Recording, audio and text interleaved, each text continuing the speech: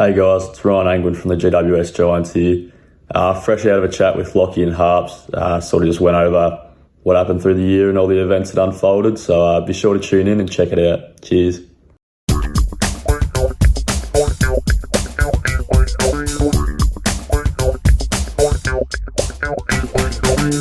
Ryan, back in your bedroom in Foster, back on the podcast. How you going, man? Yeah, thanks for having me, lads. Travelling pretty well. Had a nice little break for the off season, but ready to get back into it. So let's get into it. Yeah. Yeah, mate, and you're looking like you're ready to get back into it. What did you get up to over your break in Foster? I mean, I haven't been there, but as we spoke last time, it sounds like the absolute go-to place in Victoria at the moment. Certainly nicer than Melbourne in lockdown. Yeah, it definitely is nicer than Melbourne. I've just been trying to catch up with my friends and my family as much as I can. Obviously, having regional open up maybe last week, that definitely helped a bit. You didn't really have to break any laws or anything to see anyone. So, just being back home, cruising with the family, it's been very nice. This might sound silly, but has it changed at all? Because when you were last in Foster, you'd just been drafted and you've come back and you're in AFL football. Does it feel a bit... Do you get extra looks around the town and people asking to take photos of Ryan Angwin? No, not really any photos. I mean, you grew up with everyone anyway, so you're going to see them one day or another, but you definitely sort of look up and there's a few more people eyeing you off, and it's a little bit intimidating when people are just staring at you and pointing at you, but I suppose that's just the life down here. Yeah, the question we've been asking all of the class of 2020 guests in this kind of second instalment, what are your general reflections on your first season fully in the AFL system? What have you thought of it?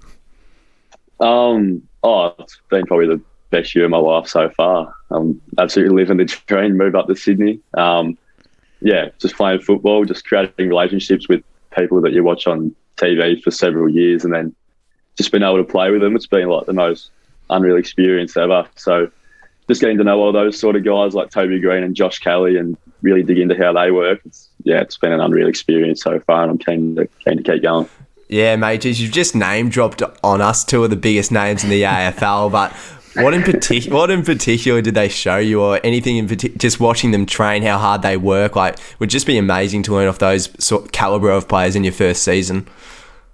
Yeah, just the amount of time they put into like their craft and their off-field sort of stuff. Like, you see how competitive they are on-field, but what drives them is the stuff they do off-field, whether it be watching film and getting better and just studying the game or learning off other line coaches and players. It's just their mentality to get better and keep getting better and push each other is just second to none. So. Yeah, well, I know that you've been watching Toby in at least one respect. So I saw that you went to the tribunal earlier this year, mate. What was it like? Went to the AFL tribunal before you've got to play a game. How was it, and what was the outcome, and more importantly, what was the incident? It was actually really intimidating. So I was in a pre-season game against the Swans, and this guy, I can't remember who it was, this bloke, went to take a mark. It was a pretty wet day, so he fumbled it. I've just gone to pick the ball up, and he's sort of gone in with his head, and I've just hit him straight in the head with my hip, and knocked him out cold on the spot. Yeah. And everyone, like, no reaction. Like, everyone was just like pure shock, just couldn't believe what just happened. And then a couple of days later, I get a call from Jace McCartney. He's like, "Yeah, they just come back with 2 weeks." Oh. So I got 2 weeks, and then we appealed it. Went to the tribunal, and then the jury let me off and got 0 weeks after that. So that was nice. So just on that, so you said it was quite intimidating. Give us a little bit more about what is like being up at the tribunal. So it was on Zoom, which was a little bit easier, but just having sort of like people there looking at the case, trying to make you guilty and give you extra weeks. It's like you're sitting there, don't really want to stuff up anything you say, otherwise you're in trouble for even more. So you just got to be cautious of what you say, I guess. Oh yeah, big time. So how do you prepare for that yourself when you speak to the kind of lawyer that's given to you? How do you go about it all? Yeah, so you work with the lawyer and or the department of the football club, make your points, get through it, put your point forward toward the jury, let the other team do it, and just let them decide and wait for the outcome pretty much. Yeah, beautiful. And we know you're a very clean player, so you probably won't have to go through that experience again. And we'll get it back on track. So the VFL season. So you managed to get 9 games in personally, but how did you find the VFL season and really getting amongst it? VFL was like extremely tough, especially coming off a year with no football at all, going into a VFL competition against some of the best players around Australia. It was just a whole new experience. Everything goes up another level, so you got to train the way you play, and I think a lot of the boys learnt that this year. And it was a really, really tough year, but the boys kept cracking in every week, which was nice. Train the way you play. Doing very well with all the media training that you've received over this year, mate, bringing out all the classic phrases. But of course, we were talking about Foster at the start, and you were, I guess, living in Sydney, but you were all over the place a bit this year. Still would have come with a fair bit of homesickness, I reckon. Like, how do you reckon you adapted to the Sydney lifestyle and lifestyle all around the country? Look, I'm not going to lie. I wasn't really missing Foster a whole heap. It wasn't really much to do down here. But coming towards sort of the end of the year, when we had to constantly fly on a plane, pack our bags, you're like, just leave us in one spot, like, please, like, that would have been nice. But obviously no rush to get home. Would have been nice to be playing this weekend, but we're here now. So.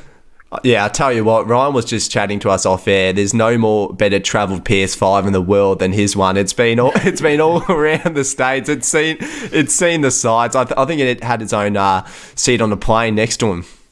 Yeah, it was always just sitting on my lap, just waiting to be used. So, what was the kind of like the internal chat about like among the players and maybe even the staff about having to move so often? Was it just like, oh, we've been kind of hard done by here, they should just let us stay in one place? Or was it just like kind of get on with it, focus on next week, focus on next game?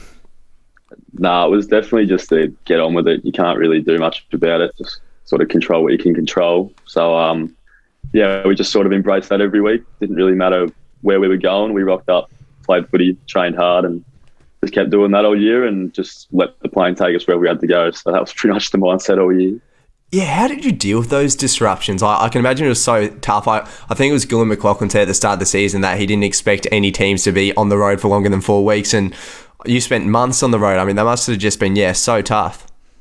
Yeah, it was a big shock considering we sort of got told maybe 2 weeks max, and then you just kept going and going. It was nice that the AFL sort of got a hub system going and people were able to see their families for maybe a few weeks until we had to fly to Tassie. But, the boys adapted to it this year. They adapted to it last year. So hopefully we don't have to go again next year, but we'll see what happens. Yeah, we'll talk a bit about your kind of personal game and more about your personal season in a bit, but I want to talk about the Giants season as a whole.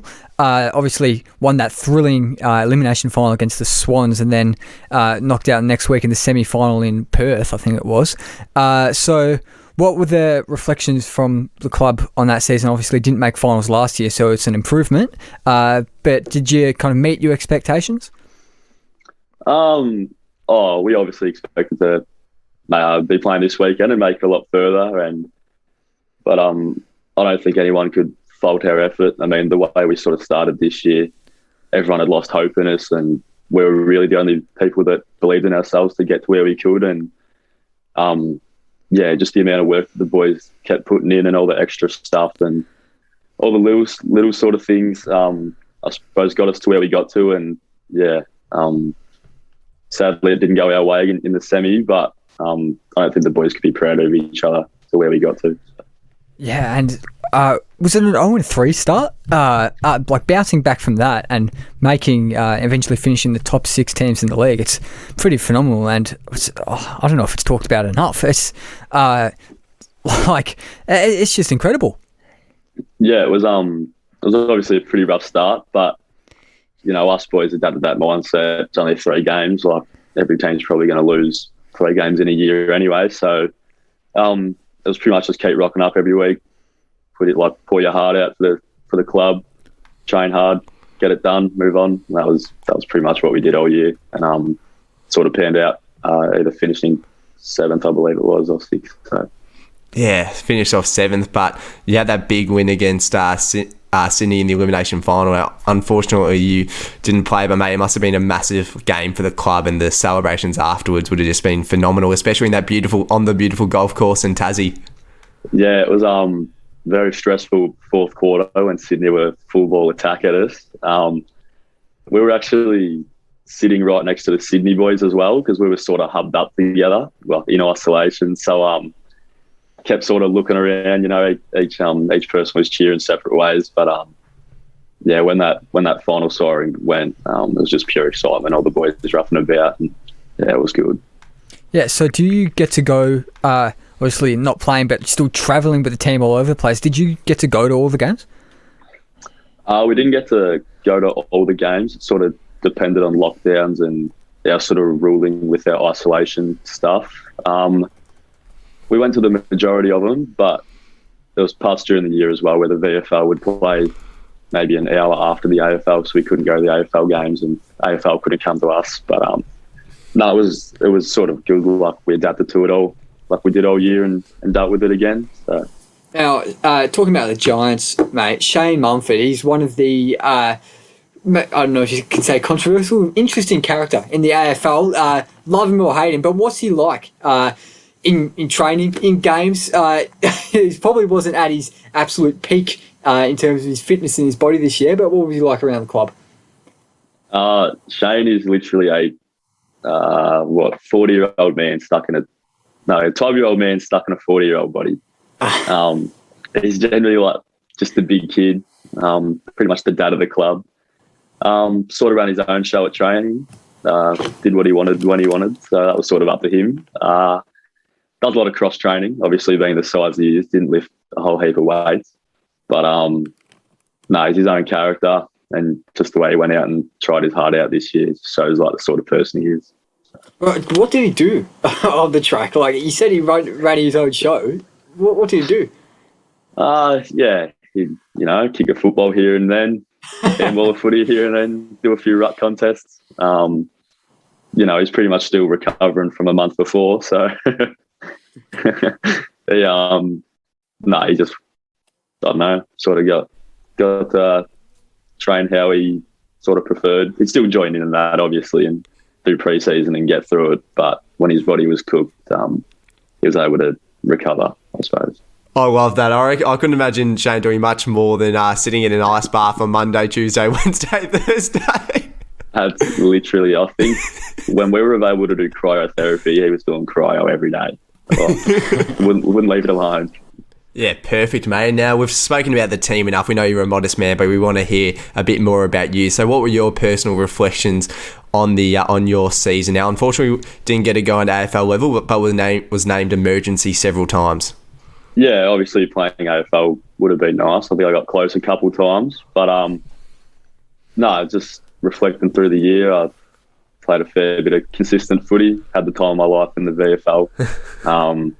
It was pretty much just playing country footy again with mates. Couldn't really complain, really. It was an elite year. So. Yeah, what are your kind of personal reflections on how you've grown as a player? What did you speak about in your exit meeting, even with the club?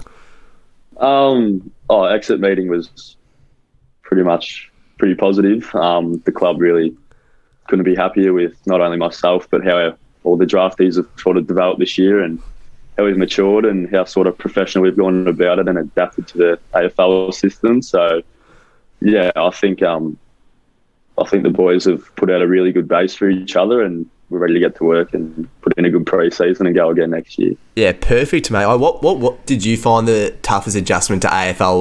Was it the diet? Was it, just making sure that every little thing goes into your preparation? Like, what was it? Preparation's a huge one. I feel like if you don't prepare properly and recover properly and do all those little things, it can leave you very fatigued on game day, especially in season. The way the program's set out, they get you to feel 100% on the weekends. They know what they're doing. But if you don't do those extra little things like recovery with the ice bars and spars and that, then it goes a long way to pulling up sore the next day. So, just those little things. Yeah, we know from the last chat we had with Denver Granger Barris that the VFL stats and the VFL positions that they say, you can't really trust them. The ones for you said you were kind of playing all over the place, played a bit on the wing, played a bit up forward, a bit in the back pocket. Is that true? Where did you play in the VFL? I played predominantly on the wing. Might have had a little bit of midfield time coming toward the end of the year, and I played a little bit of halfback as well. But yeah, the VFL is sort of about, I don't know, I guess it's about development for sort of young guys. Like, we're all trying to get better and improve, and if we can adapt and play different roles and, yeah, just not be like a one-position player, then I suppose that goes a long way to breaking into an AFL side and making you a very good player. So VFL was, it's pretty key to just grow yourself as a player and a person. Yeah, so you're a great athlete. So do you think when you do make the step up to AFL level, and Harper and I, we're confident it'll obviously be next year, but do you think wing is the position that you'll play, or what are the other positions that you're really working on? Yeah, I feel like I'll probably predominantly stay as a wingman. That just sort of feels like a natural position for me. But I reckon maybe, this pre-season and years to come, I'll probably be working off a halfback, just sort of been able to read the game and run off a little bit. Like Whitfield did at the end of the year. He was playing pretty much wing all year and then rolled down the halfback. I feel like that's something that sort of interests me, and I'll look further into developing. Geez, I tell you what, if Giants have a second Whitfield, they're very lucky in you, Ryan. Yeah, maybe not a second Whitfield, but So that kind of running game of yours, is that the things? Is that the thing that the coaches kind of most value you for, and see your kind of potential kind of stemming from that, and that being a core focus of yours and a core skill of yours? Yeah, definitely having that sort of endurance sort of piece of my game. I'm sort of a long distance athlete. I'm not the greatest sprinter in the world, but when it comes to I suppose running distances and getting Ks out, I feel like that's something I'm pretty comfortable with. And just having like foot skills and being able to read the game, if I can develop that stuff, not only in the wing, off the halfback, I feel like they'll go a long way to helping us win games.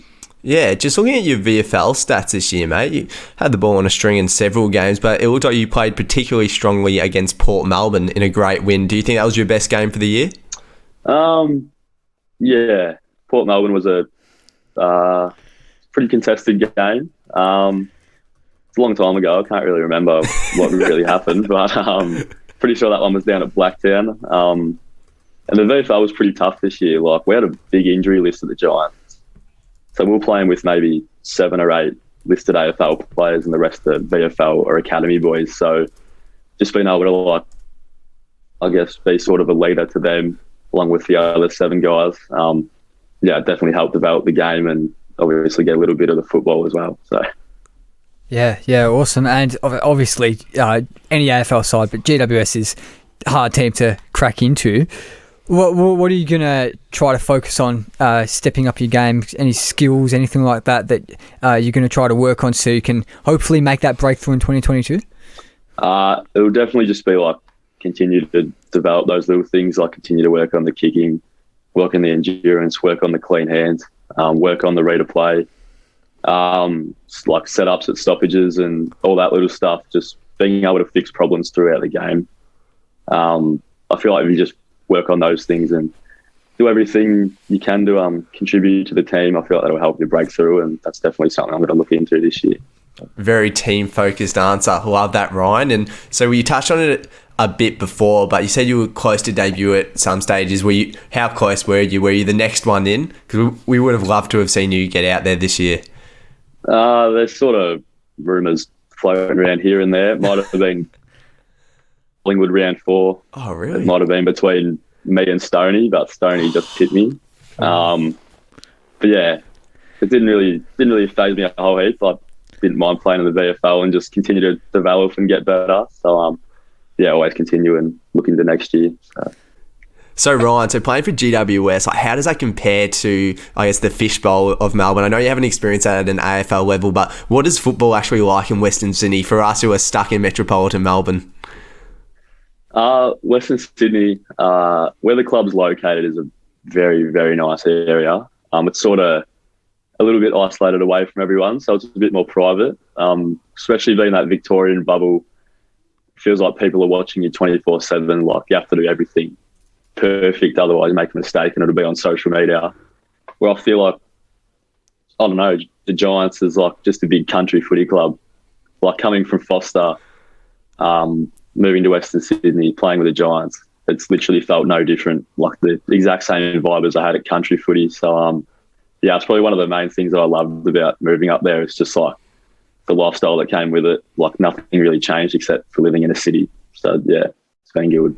Yeah, geez, awesome. I want to head up to Western Sydney. Yeah, get there. Now, so you were touching on it before. So what are your goals for this upcoming pre-season and heading into season 2022? Pre-season is just probably put on a little bit more size. Obviously, still a bit of a rake.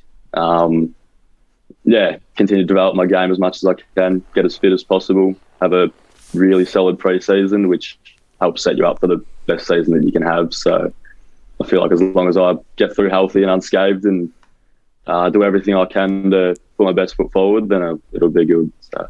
Yeah, and have the club spoken about their very, very ambitious kind of coaching staff and everything like that from what we've heard so far, but have they spoken about their ambitions for next season? Is it kind of premiership like you were alluding to for this season? Oh, every year's looking to a premiership, obviously. Yeah. But like we honestly believe as a club we should be playing finals every year, and with the list that we have and the heart that we have, the trust we have between each other, we believe we can get it done every week. So that's our mentality. Yeah, and I think there's something that our listeners have been wanting to hear. As we discussed in the last episode, there is no bigger fan of Taylor Swift than Ryan Angwin. And I was not aware of this until I was researching for this episode, but Taylor released some new albums this year, recordings of her old ones. Now, Ryan, have you listened? And what are your thoughts on them? I've listened a little bit, I'll be honest. I've faded away, been a little bit busy playing footy and that. This is a bombshell, Harper. This is a bombshell. Wowee. Let him finish what he was saying. He might redeem himself. So I still like the album Folklore and all that sort of stuff. So I've been listening to a little bit of that. I was on Taylor Swift probably 10 minutes before this chat came on. So we like that. Like her just new versions and that, old songs repeated. Jay, so what? Yeah, I like it. So what's replaced your love of Taylor then? Is any Dua Lipa? Is anything, or are you just focused on your footy, which is actually also NBA 2K, I reckon? Yeah. No real replacement. Just been a bit all over the shop. Donda and CLB came out, been trying to adjust to that sort of stuff. But no, Taylor's still the queen in my eyes. So. Yeah, irreplaceable. Hey, there's no one could fill her boots. But another thing that we were speaking about in the last episode, the cooking situation in your share house. Did you end up cooking up a storm in the Angwin share house? Yeah, we actually did, surprisingly. Didn't think it was going to get done. But I suppose cracked in every week. I think we might have cooked once each week for maybe a month and a half, and then we had to leave, so we didn't complain. But no, we did have a crack, and I'm not going to lie, the boys turned up, and we did fairly well. So. Any recipes you'd like to share with the listeners and with us? Nah, it's on the down low. I did. Fair enough. My sources did say that apparently when it was Ryan's turn to cook, he did pasta with the pasta sauce, just the old Napoli sauce. Yes, get those carbs in, mate.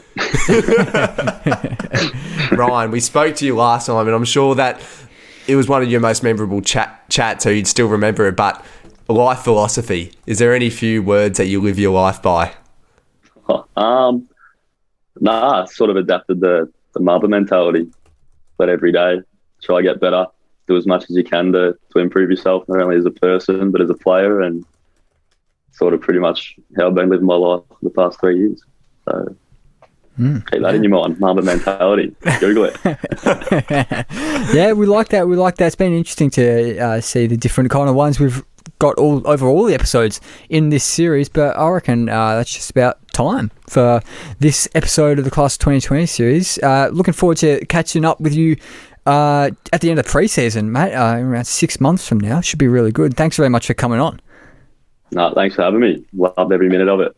Always a pleasure, Ryan. Always a pleasure. And thanks to all the listeners for tuning in. Can't forget the listeners. We have got another Class 2020 episode. Max Holmes on Wednesday, then Joel Weston. Catching up with him in November, hopefully. So, yeah, thanks for tuning in, guys. We'll see you on Wednesday.